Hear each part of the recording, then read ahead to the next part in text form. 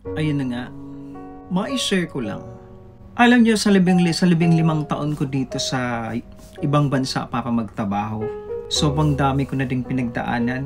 Pero may isang phase ako ng buhay ko talaga na hindi ko talaga siya makakalimutan. Na dumaan talaga ako talaga sa hirap na hindi ko din inakala na pagdadaanan ko siya.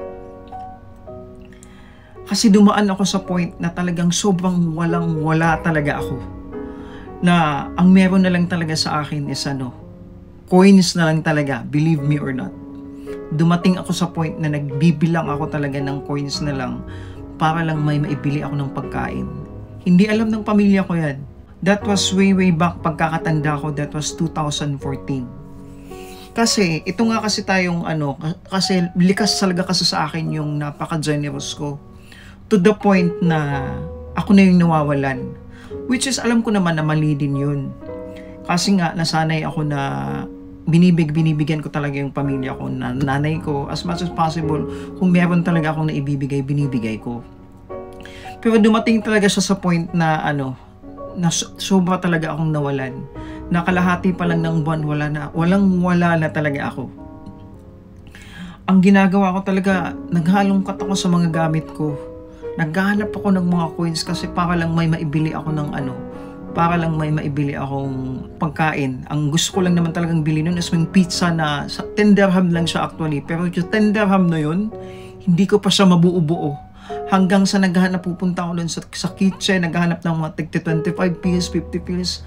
Natatawa na lang ako actually, pero sa totoo lang, awang-awa ako sa sarili ko that time. Sabi ko, bakit ba ako dumaan? Parang kausap ko yung sarili ko na bakit ako dumaan sa ganitong estado ng buhay. Sabi ko, nandito nga ako sa Dubai pero daig ko pa yung nasa Pilipinas na halos buti pa sila may kinakain, buti pa sila ang sasarap ng kinakain nila. Samantala ako nandito nga ako sa Dubai pero wala akong makain. Pero never akong nag-complain, never akong nag-grant na bakit ganito, bakit ganyan.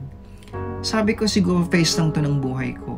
Ang lesson talaga na nakuha ko sa point ng life ko that time, sabi ko ayoko nang bumalik na madaanan ko pa to. Ayoko nang mangyari pa yun na darating sa point na magbibilang ako ng 1 dirham, 25 pills, 50 pills. Ayoko nang dumating sa point na sadsad talaga ako, na walang-wala ako, na hindi ko alam kung sino yung kakapitan ko. Kasi sa totoo lang, kahit may mga kaibigan ako, as much as possible, ayoko talagang tumawag ng na hihingi ng tulong. Dahil siguro likas kasi sa akin talaga yung ako yung nagbibigay. Ganun talaga. Kaya siguro nahihiya ako, pero dumating talaga ako sa point ng buhay ko na yun. Pero sabi ko nga, ayoko nang balikan pa ang buhay ko na yun. As much as possible, kahit saan man kayo ngayon, nasa Pilipinas man kayo, nasa ibang bansa man kayo, matuto po tayong mag-ipon. Kasi sa totoo lang po, pag may naipon po tayo, may madudukot po tayo sa oras po talaga ng kagipitan. Kahit magkano man yan, 10 pesos man yan, 5 pesos man yan, magtabi tayo kahit paunti-unti. At least by the end of the month, kung walang-wala na talaga, may madudukot at madudukot po tayo. Love, love!